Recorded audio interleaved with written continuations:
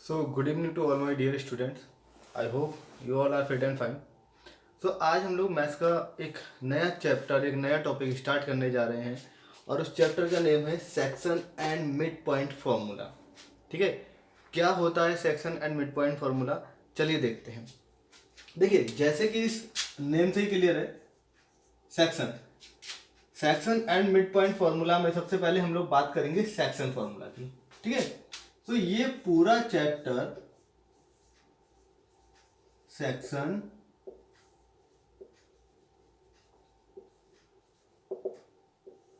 Formula, ये पूरा chapter 2 formulas पर बेस्ड है। जो फॉर्मूले हमें क्वेश्चन सॉल्व करने में और डिफरेंट टाइप के मेथड्स को लगाने में, जो कि हमारे क्वेश्चंस को सॉल्व करते हैं, लीनियर इक्वेशन से या लाइन से रिलेटेड, उन्हें सॉल्व करने में मदद करता है। तो देखते हैं कि क्या होता है सेक्शन फॉर्मूला। चलिए देखिए, जैसे कि इसके नाम से क्लियर है सेक्शन, तो सेक्शन का मतलब क्या होता है भाई? सेक्शन का मतलब होता है किसी भी चीज का कटा हुआ कोई पार्ट, किसी भी चीज का कटा हुआ कोई भाग। आप लोगों ने बायोलॉजी में सेक्शन किए होंगे, बायोलॉजी में जनरली सेक्शन होते हैं। ठीक है, तो सेक्शन जैसे इंटेस्टाइन का सेक्शन होता है, हार्ट का सेक्शन होता है।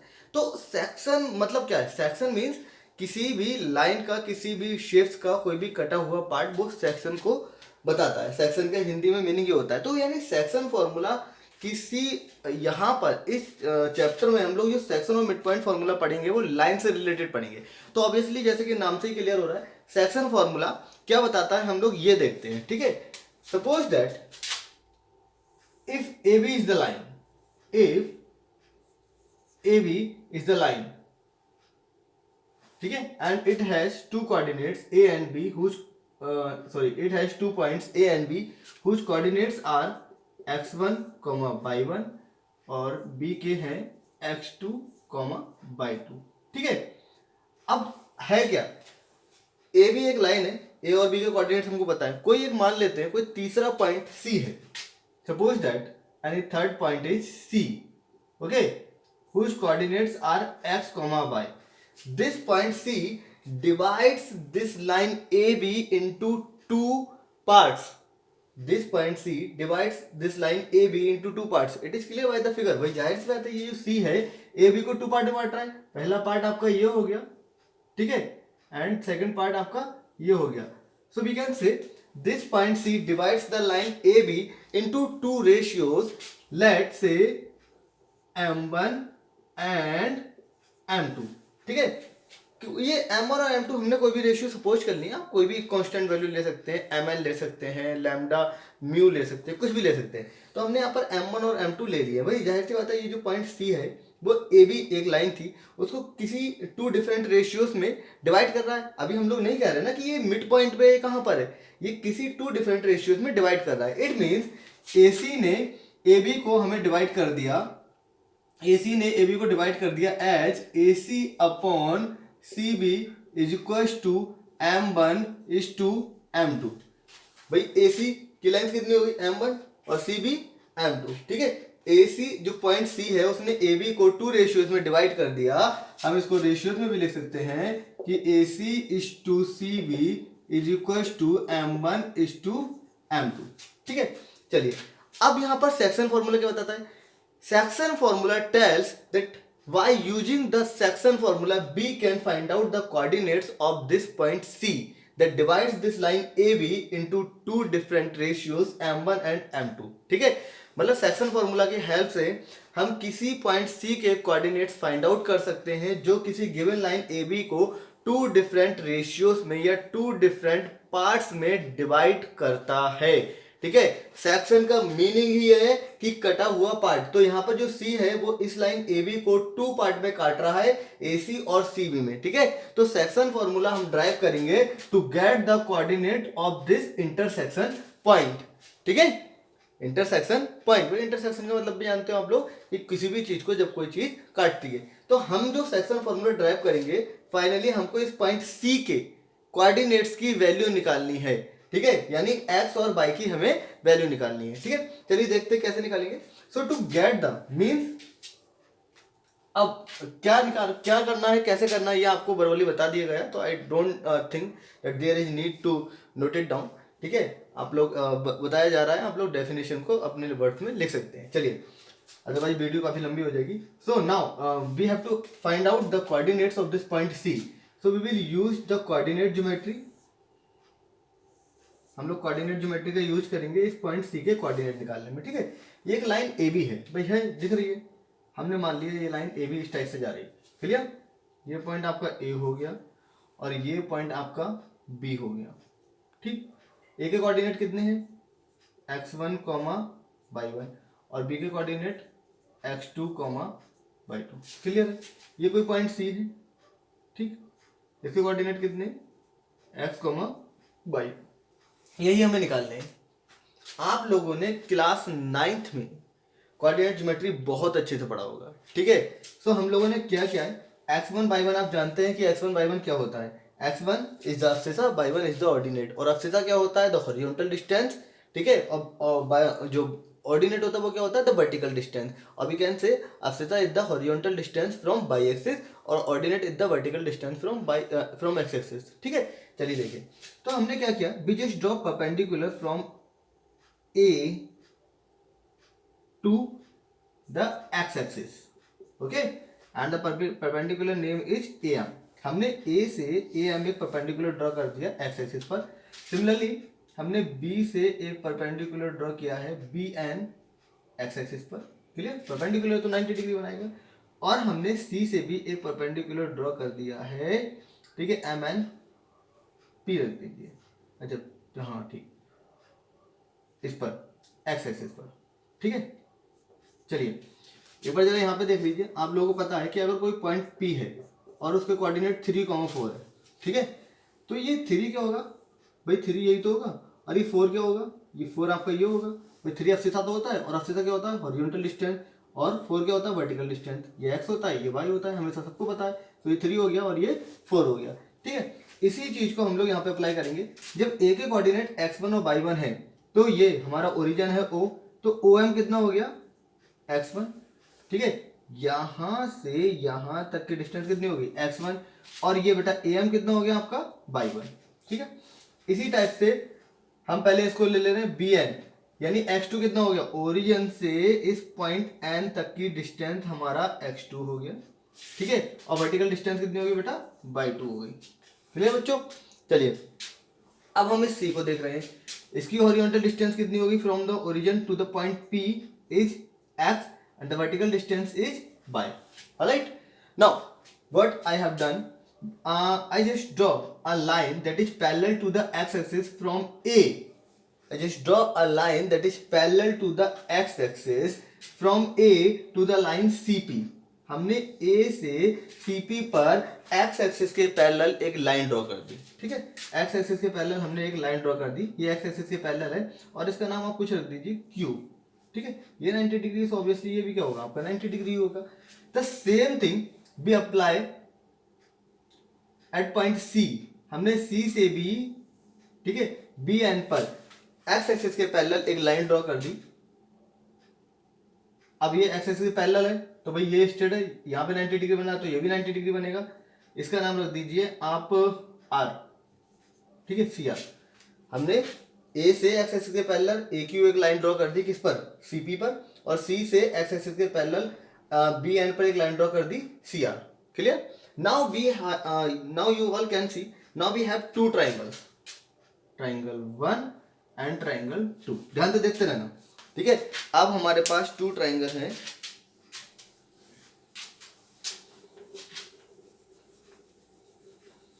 Again I am telling you, why are we doing these all things, to get the value of these coordinates, okay, and the value of these coordinates will be called the section formula, because this point C divides the line AB into two different ratio m1 and m2। तो इस point C के जो coordinates हम निकालेंगे, जिनकी value हम निकालेंगे, वही हमारा सेक्शन फॉर्मूला कहलाएगा। ठीक है, नाम से क्लियर है, क्योंकि ये इसे सेक्शन कर रहा है, ये इसका इंटरसेक्शन कर रहा है, इसको डिवाइड कर रहा है। ठीक है, चलिए बीच में बताना जरूरी था। चलिए फिर देखिए, तो now we have 2 triangles, triangle AQC and triangle CRB। I think now you can see कि ये ट्राइंगल में there is some relation between these 2 triangles. ठीक है, क्या रिलेशन है भाई, देखिए जरा ध्यान से। ये 90 डिग्री, ये 90 degree. Okay, if this two sides are parallel then this angle is equal to this angle, why corresponding angle हो गए। ठीक है, this angle is equal to this angle, हमारे ये करस्पॉन्डिंग एंगल हो गए भाई। सिंपल सी बात है, टू साइड पैरेलल है, एक इंटरसेक्शन लाइन काट रही है। ठीक है, फिर से देखिए, टू साइड्स पैरेलल है, एक इंटरसेक्शन लाइन काट रही है, तो ये और ये एंगल कैसे होते हैं? करस्पॉन्डिंग एंगल्स होते हैं, सबको पता है। ठीक है, चलिए देखिए सो है क्या, सो बाय ए क्राइटेरिया, ठीक है, this topic belongs to whatever I am telling to you, this thing belongs to the similarity chapter, आप लोगों ने अच्छे से पढ़ रखा होगा। सो बाय ए क्राइटेरिया, भाई जब टू एंगल्स इक्वल है, so when by A criteria this two triangles are similar triangles. ठीक है, सो कौन से दो ट्राइंगल हमारे सिमिलर है? Since triangle A Q C is similar to triangle, corresponding parts की फॉर्म में लिखेंगे सी। ठीक है भाई, ए के करस्पॉन्डिंग क्या है? सी, और क्यू के करस्पॉन्डिंग क्या है? आर, और ये आपका सी के करस्पॉन्डिंग क्या हो जाएगा? बी। ठीक है, तो A Q C is similar to triangle, sorry, C R B. अब आप लोग बाय ए क्राइटेरिया, ओके, चाहिए। सो आप लोगों को सिमिलरिटी में अगर अच्छे से पढ़ा होगा तो याद होगा, when two triangles are similar then their corresponding sides are in proportion. ठीक है, फिर से रिपीट करते हैं, when two triangles are similar then their corresponding parts और corresponding sides are in proportion. तो यहां पर करस्पॉन्डिंग साइड्स कौन कौन सी है? हैंस ए क्यू, भाई ए क्यू करस्पॉन्डिंग क्या है? C R. प्रोपोर्शन का मतलब इनका रेशियो इक्वल होगा। क्यूसी का करस्पॉन्डिंग क्या है? आरबी। और एसी का करस्पॉन्डिंग क्या है? सीबी। ठीक है, ए क्यू का सी आर, क्यूसी का आरबी और एसी का सीबी। करस्पॉन्डिंग पार्ट्स हमारे बेटा कैसे हैं? इक्वल है। अच्छा, एक की वैल्यू हम पहले निकाल चुके हैं, एसी अपॉन सीबी कितना है? m1:2 m2 से दिस इज इक्वेशन फर्स्ट। चलिए, now I am taking the first two result. अब इनका रिजल्ट निकालने के लिए पहले इनकी वैल्यू देख लो। हमें क्या क्या चाहिए बेटा? ए क्यू चाहिए, सी आर चाहिए, क्यूसी चाहिए, आरबी चाहिए। एसी और सीबी तो हमारे पास है, बट ये नहीं है हमारे पास, तो पहले इनकी वैल्यू निकाल लेते। चलिए देखिए, ए क्यू की वैल्यू हमें चाहिए होगी। ए क्यू कैसे मिलेगा? अरे भाई, यहां से यहां तक की डिस्टेंस देखिए, ये ओ से पी तक की डिस्टेंस में से अगर ओ से एम तक की डिस्टेंस को माइनस कर दे, सब्ट्रैक्ट कर दे, तो हमारा एमपी बचा ना, और एमपी ही तो हमारा ए क्यू है। देखिए, अरे एमपी ही तो हमारा ए क्यू है, तो ये कैसे मिलेगा? जब हम ओपी में से ओएम को माइनस कर दे, यानी एक्स में से अगर एक्स वन को माइनस कर दे, तो हमें क्या मिलेगा? एमपी मिल जाएगा। तो ए क्यू हमारा कितना आ गया? X minus x one. फिर से देखिए, OP minus OM, X minus x one, हमारा एमपी यानी ए क्यू मिल गया, एक्स माइनस एक्स वन। ठीक है, similarly we can find out the value of C R. C R देखिए भाई, ओ एन में से अगर ओपी को माइनस कर दे, ओ एन में से अगर ओपी को माइनस कर दे, तो पी एन बचेगा, और पी एन ही क्या है? सी आर है। क्यों है भाई? रेक्टेंगल बना रहा है, और रेक्टेंगल की अपोजिट साइड्स क्या होती हैं? इक्वल होती हैं। सिंपल सी बात है। तो ये हमारा पी एन किसके इक्वल होगा? सी आर के इक्वल होगा। तो पी एन कैसे मिला? जब हमने ओ एन में से ओपी को माइनस कर दिया, और ओपी कितना है? एक्स, और ओ एन कितना है? X two. तो ये हो गया एक्स टू माइनस एक्स, ये हो गया X two minus X. Clear? चलिए, अब वर्टिकल डिस्टेंस की बात कर लेते हैं। वर्टिकल क्या चाहिए हमको? सी क्यू चाहिए। ये कितना है? बाई, और ये कितना है? By one. तो ये कितना हो जाएगा? By minus by one. ठीक है, सारी चीजें बस फिगर में क्लियर हो गई हैं, तो इसमें सॉल्व करने के लिए कुछ नहीं रह गया, बस फिगर पे ज्यादा ध्यान देना। अब हमें क्या चाहिए बेटा? यहाँ पे बी आर चाहिए। बी एन कितना है? बाई टू, और हमारा सी पी कितना है? बाई। तो बाई टू में से बाई को माइनस कर दीजिए, बाई टू माइनस बाई। ठीक है, अब हमारे पास सारी साइड्स की वैल्यू निकल आएंगे। नाउ क्या करना है हमें? सी के कोऑर्डिनेट निकालने हैं। So here I am taking first and last result. ठीक है, तो पहले हम फर्स्ट एंड लास्ट रिजल्ट लेते हैं। On taking A Q upon C R is equal to A C upon C B. चलिए भाई, ए क्यू कितना है? देखिए फिगर में, देखिए A Q x minus x one, x minus x one. C R कितना भाई? C R x two minus x, x two minus x.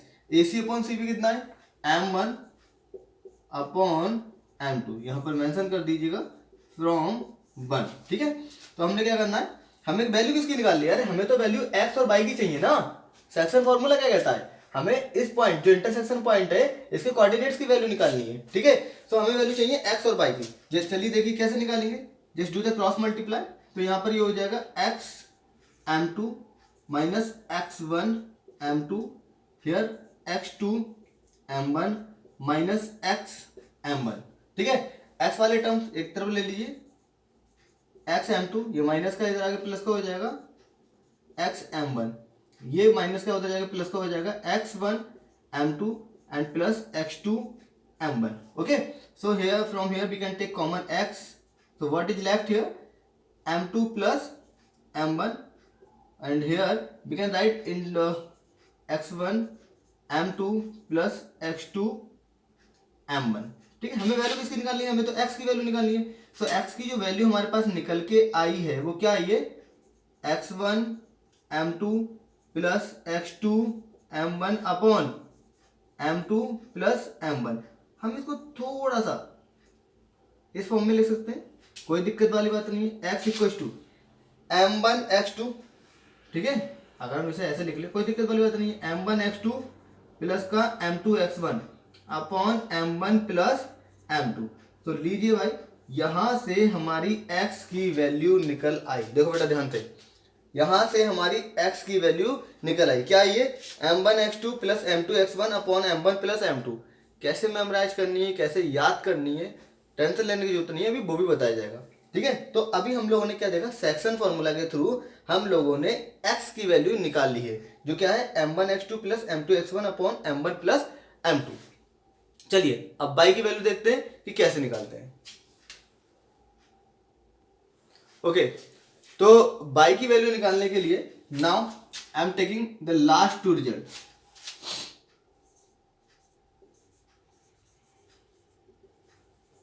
On taking QC upon RB is equal to AC upon CB। ठीक है, तो QC देखिए भाई figure से, QC कितना है, QC y minus y1, y minus y1, RB y2 minus y2 minus y, और from first AC upon CB कितना बच्चों, m1 upon m2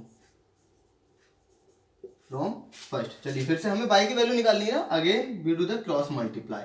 so y m2 minus y1 m2 is equal to y2 m1 minus y m1. What we have to find? We have to find out the value of y. So taking y terms together, so y m2 minus का है यहाँ पर आएगा तो वही plus का हो जाएगा, y m1 ये माइनस का है उधर जाएगा तो प्लस का हो जाएगा, y1 m2 plus y2 m1।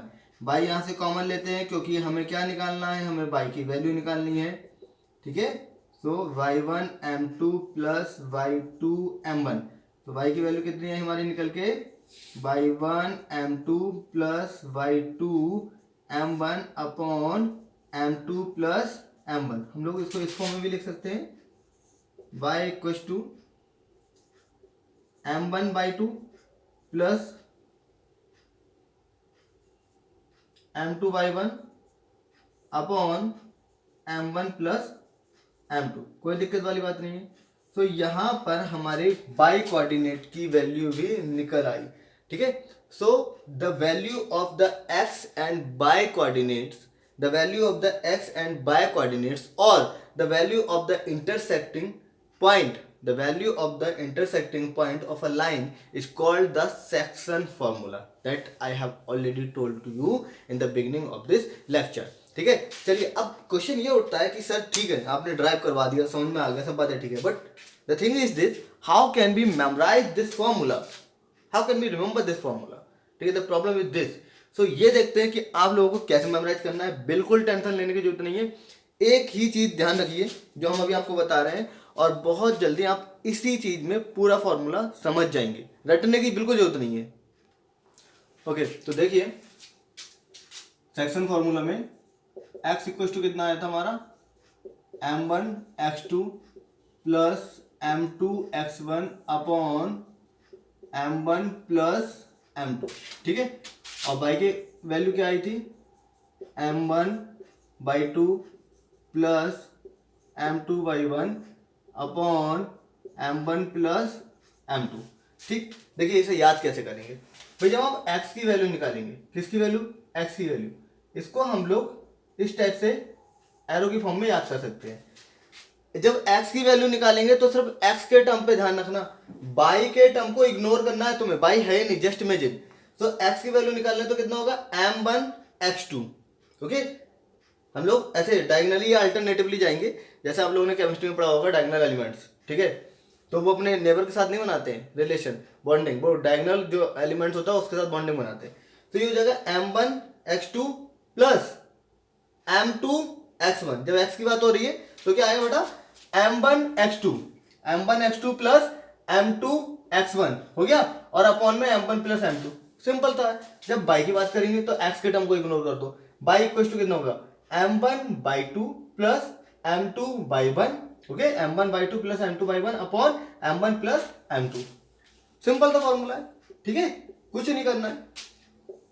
इन सम बुक्स और इन डिफरेंट बोर्ड्स, जैसे सीबीएसई बोर्ड और यूपी बोर्ड और स्टेट बोर्ड्स में इसी सेक्शन फॉर्मूले को हम लोग एमएन फॉर्मूला के नाम से भी जानते हैं, MN formula.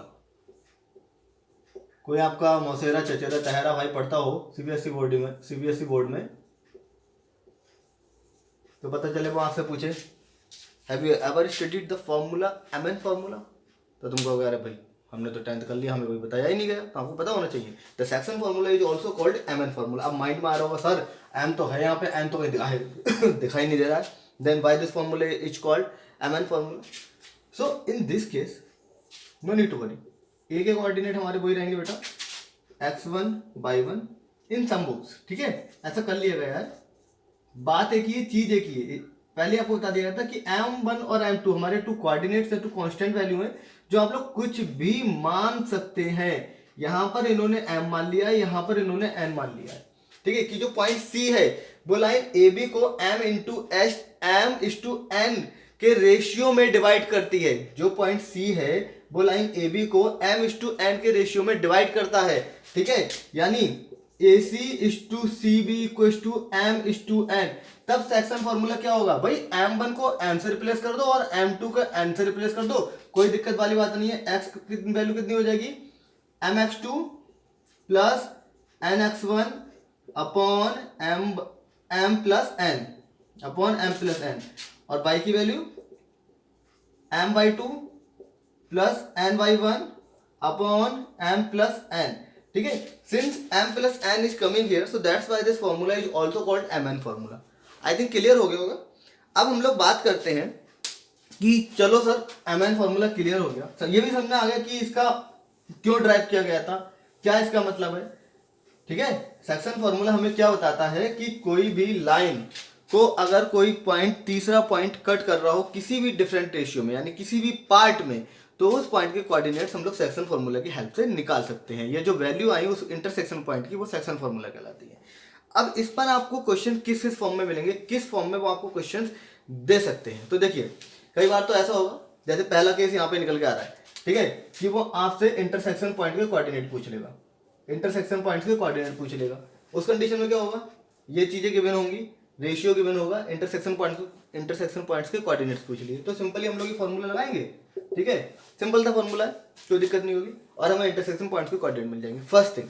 Second thing, intersection points के कोऑर्डिनेट होंगे, ये होगा, आपसे रेशियो पूछ लेगा। क्या पूछ लेगा कि किस रेशियो में ये डिवाइड कर रहा है, किस रेशियो में ये डिवाइड कर रहा है, सेम फॉर्मूला लगाएंगे, निकल जाएगा।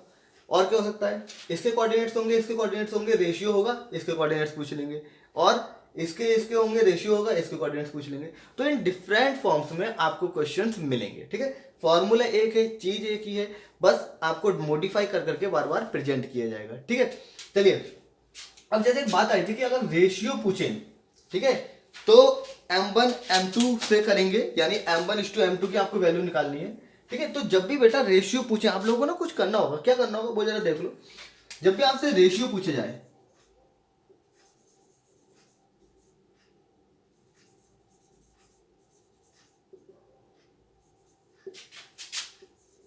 when ratio is asked, जब भी आपसे रेशियो पूछा जाता है कि किस रेशियो में जो इंटरसेक्शन पॉइंट्स है वो एक गिवन लाइन को whose coordinates are also given divide करता है, ठीक है, किस रेशियो में डिवाइड करता है। तो जब भी आपसे रेशियो पूछा जाए तब आप क्या करेंगे भाई, यानी रेशियो पूछा जा रहा है, इट मीन्स हमसे m1:m2 की वैल्यू निकलवाई जा रही है, ठीक है।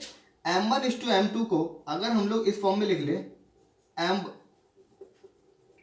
m1:m2 है, ठीक है, m1:m2 को हम लोग इस फॉर्म में भी लिख सकते हैं, आप लोगों को पता है कि m1/m2, कोई दिक्कत वाली बात नहीं है, अपॉन में भी है, ठीक है, हम लोग इसी को देख रहे हैं। ये बात आपको बताई जा रही है आपकी कैलकुलेशन और क्वेश्चंस को इजी तरीके से सॉल्व करने के लिए। जरूरी नहीं है अगर ये बात आप लोग अप्लाई नहीं कर सकते हैं, so it doesn't mean that you are unable to solve this question और you are unable to find out the ratio, ठीक है। आप लोग m1:m2 से भी रेशियो फाइंड आउट कर सकते हैं, बट है क्या, आपकी कैलकुलेशन थोड़ी सी बढ़ जाएगी, ठीक है। तो उस कैलकुलेशन को शॉर्ट करने के लिए आपको एक बात बताई जा रही है जो आपकी बुक में और आपने कई जगह पढ़ी भी होगी, क्यों है वो जरा देख लीजिए। सो m1:m2 है, हमने इसे डिवाइड कर दिया, ठीक है, डिवाइडेड बाय m2। अब m2 से डिवाइड क्यों किया है, क्योंकि हमारा रेशियो m1/m2 आता है। तो जब हमने इसे m2 से डिवाइड कर दिया, अब भाई रेशियो डिवाइड हो रहा है तो दोनों ही टर्म्स डिवाइड होंगे ना, तो ये हो गया m1/m2 और ये m2/m2, तो ये कैंसिल हो गया, m1/m2 बचा, ये बचा m1/m2:1, ठीक है। m1/m2 will also give a constant value b से that is equal to k। अब जरूरी नहीं है आप k ले, आप लोग लैम्डा भी ले सकते हैं, कुछ भी ले सकते हैं, ठीक है। तो m1:m2 को हमने क्या मान लिया, k मान लिया है, सो k:1 आ गया है। Ultimately I just want to say to you all कि जब भी आपसे रेशियो पूछा जाए तो आप m1 और m2 की जगह, बच्चों जब भी आपसे रेशियो पूछा जाए तो आप m1 और m2 की जगह क्या मानेंगे, k:1 मानेंगे, ठीक है। जब भी आपसे रेशियो पूछा जाए, ये x1 y1 है, अभी हम लोग क्वेश्चन भी सॉल्व करेंगे, ये xy है, जब भी आपसे रेशियो पूछा जाए तो आप लोग m1 और m2 की जगह k:1 मान लेंगे, इससे आपकी कैलकुलेशन बहुत ही ज्यादा सिंपल और शॉर्ट हो जाएगी, ठीक है। चलिए सो आज का लेक्चर हम लोग यहीं फिनिश करते हैं, कल के लेक्चर में हम लोग आगे के कुछ टॉपिक्स और कुछ न्यू थिंग्स पे बात करेंगे। So till then bye bye, good night.